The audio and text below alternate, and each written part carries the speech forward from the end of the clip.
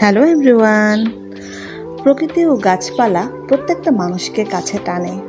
প্রতিটি মানুষ প্রকৃতি, গাছপালা, ফুল ফলের সৌন্দর্য উপভোগ করতে ভালোবাসে। এর মধ্যে কিছু মানুষ সেই সৌন্দর্য গড়ে তুলে নিজের হাতে। আজকাল ইট পাথরের সভ্যতার শহরগুলো থেকে হারিয়ে যাচ্ছে সবুজ, তবে কিছু শৌখিন মানুষ এখনও সেই সবুজকে ধরে রাখতে বাড়ির ছাদে তৈরি করছেন বাগান। বাগান করা মানুষের অন্যতম রুচিসম্মত এবং সেরা একটি শখ।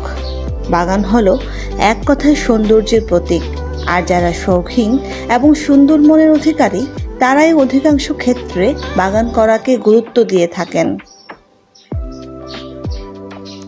এমনই একজন গাছপ্রেমী ও শৌখিন মানুষ আমার মা।